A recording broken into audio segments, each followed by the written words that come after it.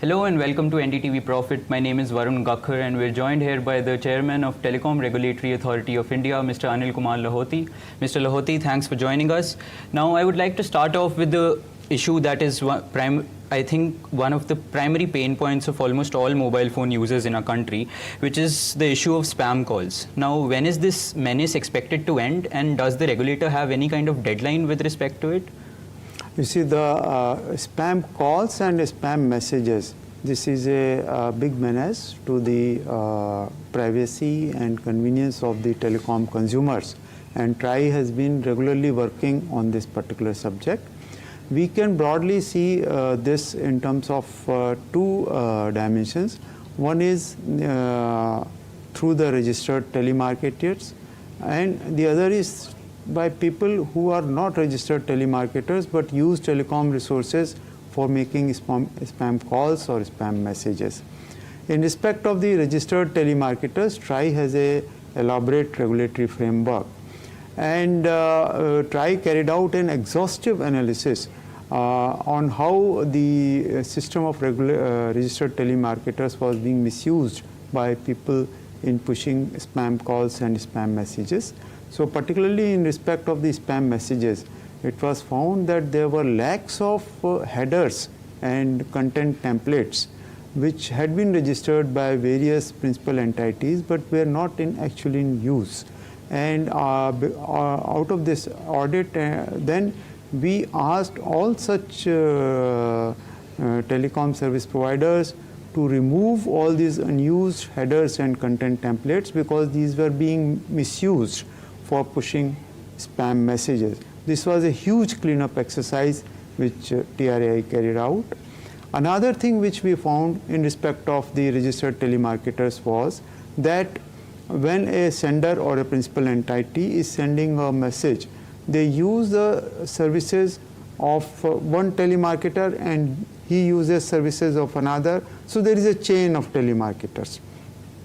But when the message is delivered to the subscriber, who all were involved in delivering the message is not known and was not on record. And this vacuum was being utilized or being misused by the number of telemarketers in the chain for pushing spam messages. So TRAI has mandated that each message should have a binding of the principal entity who is sending the message and every telemarketer who is there in the chain. So this was an exhaustive exercise, and I must compliment our telecom industry that they took up this challenge and they have completed the entire technical work for facilitating registration of the chain binding of each and every message that they are pushing. And now the technical part is already completed. Now it is the role of the principal entities to register their entire chain binding, which is a work in progress, and the telecom service providers are pursuing with all the principal entities and telemarketers to register the chains. We as TRAI have also requested all the sectoral regulators to advise their principal entities to complete this process in time. So once this is completed, this will also lead to a significant control in the spam messages that are being pushed through the system of registered telemarketers. Okay. The other dimension is the unregistered telemarketers, or in the misuse of personal numbers for pushing calls or messages. So in respect of that, we have issued in the month of August a very stringent direction that if a unregistered number is misused for making a commercial call and complaints are received, and if the entity doesn't stop even after a warning, all their telecom resources must be disconnected, which could be running into hundreds. And not only it should be disconnected, the entity should be blacklisted, and it should not be allotted by any telecom resources by any of the telecom service providers. So this has proved to be very effective, And already within a period of less than 3 months, over 18 lakh numbers have been disconnected, and over 800 entities or individuals have been blacklisted. And you can see there is a perceptible, visible reduction in the spam calls and spam messages. There are a number of other initiatives which have been taken up by TRAI. It's a huge system of spam calls which has a lot of dimensions which require to be addressed. Now, one of the initiatives that we have taken up is that we have mandated that every commercial call must be made through a 140 series number, and the normal personal number should not be utilized for this purpose. So hitherto, although the commercial entities had taken the 140 series number, the calls were not being routed through our distributed ledger technology platform. So because of which it was not traceable as to if there is any misuse of the facility. So now that transfer has also taken place. Now every 140 call is routed through the DLT platform. What it means? It means that if any consumer has registered on the Do Not Dial registry, he or she will not receive a call from 140 series number for a commercial purpose. Now, but there is also a related challenge that the commercial entities do have to make certain calls which are genuinely required for the transactional purposes or services, which must pass through and should not be blocked. Otherwise, there could be a service deficiency. So for this purpose, we are already in dialogue with the Department of Telecommunication as well as various stakeholders involved in the system to allocate another series of numbers which will be used not for making promotional calls but for making service and transactional calls, and these calls will not be stopped on the DLT platform. Okay, thank you, sir. But since you talked about the issue of spam messages and how an exhaustive exercise has been taken forth by the regulator, sir, these whitelisted links that you talked about, is it now safe for consumers to open that messages that contain links that are forwarded to them, or should consumers still be wary of opening links or messages which contain links? Yeah, so very important. You see, lot of fraudsters were utilizing the facility of sending SMS to send links intended for causing fraud with the subscriber through SMS. So we have now mandated that unless a link is whitelisted by the principal entity on the telecom service provider's portal, such a message shall not pass through the DLT platform. So what does it mean? It means that all the principal entities have now whitelisted their genuine URLs or APK links or OTT links on the TSP platforms, and a message carrying those links will pass through the DLT platform.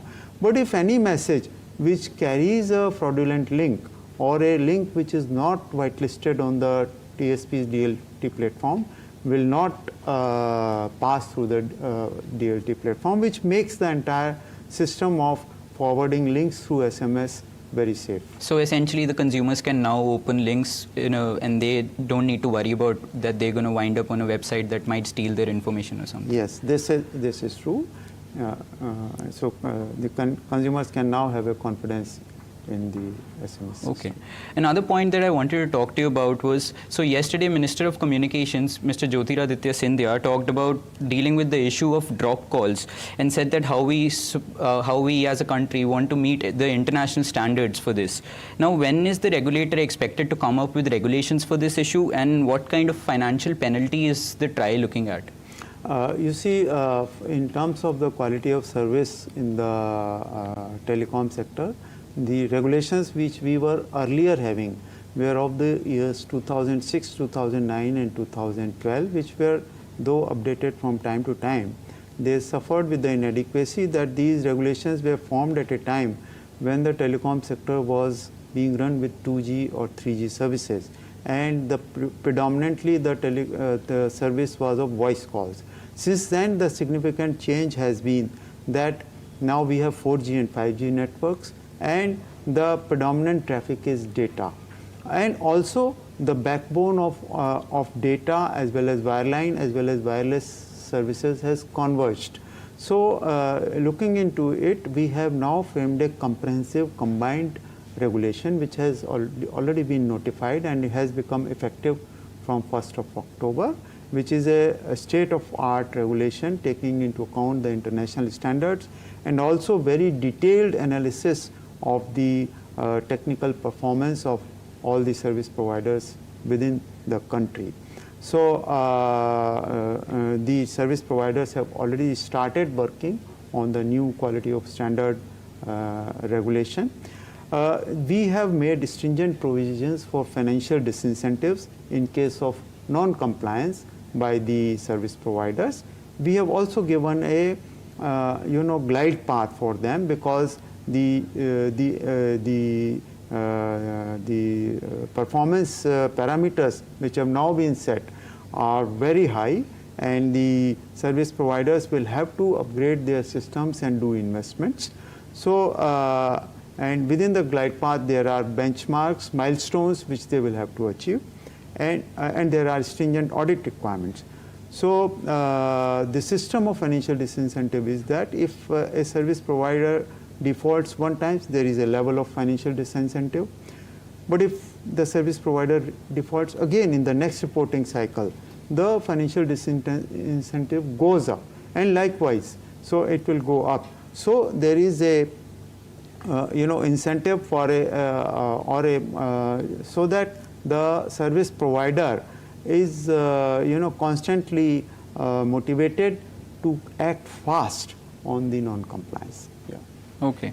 So as you know that we're a business news channel and that most of our viewers are very heavy on investment in stocks, I wanted to ask you, what suggestions can the regulator provide with respect to receiving investment related calls on their mobile phones, as a lot of people have fallen victim to such calls in the recent past, and in general as well? How much can the regulator protect the nation's consumers against different kinds of scam calls? What safeguards can these users exercise?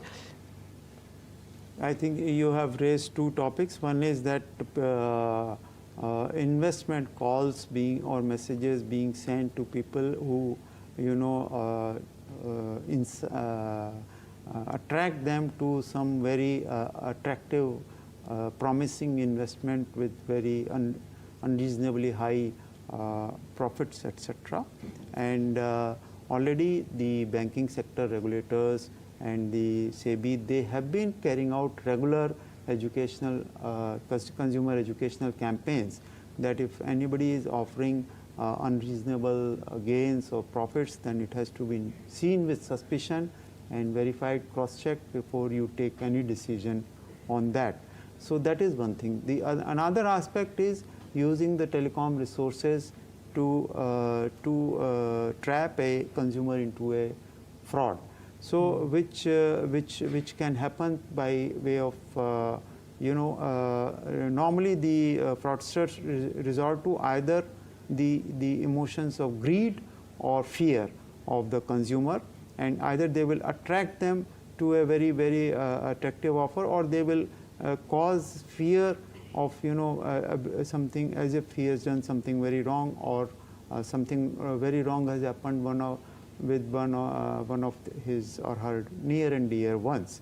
So one thing is very clear, that if you are receiving any such call, it has to be seen with suspicion, and this is very important. Every consumer has to be aware that somebody calling and threatening somebody with certain consequences, and asking him to take certain action on the telecom resource immediately, has to be seen with suspicion, and nobody should act in haste, and must stop, think, and must know that government authorities will not call up anybody and tell that you have committed a crime and you must do this or that on the telephone itself, and otherwise some action will get taken. This is clearly a fraud, and similar other methods are being resorted to by fraudsters. They are very innovative. So people have to be very alert and cautious. And I must say that there are certain instances where calls are made on behalf of TRAI saying that your number has been misused for doing certain illegal activity, etc. So I must clarify that TRAI never makes any call or any message to anybody for any misuse of their numbering resource or any illegal activity in terms of any telecom activity. And any such call must be seen as a fraud and should be disconnected at the soonest and should be reported on the Department of Telecom's Sanchar Sathi portal. Yes. Okay. So one last question. We know you've got a busy schedule ahead of you. What do you think is the most important challenge that the telecom sector is facing today, and how does the regulator plan to deal with it? The most important thing for everybody, I think, in today's era is having affordable, accessible, and reliable broadband, so that every citizen, in whichever part of the country or whichever socioeconomic status or whichever gender he or she is able to utilize the fruits of the digital technology in terms of their social life, in terms of their economic activity, in terms of their education, learning, and also availing the host of government services which are now available through the digital platforms.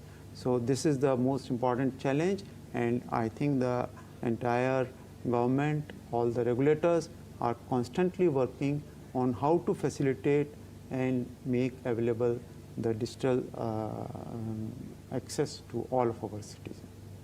Thanks a lot. Thanks a lot, Mr. Lahoti, for joining us. Thank you. Thank you.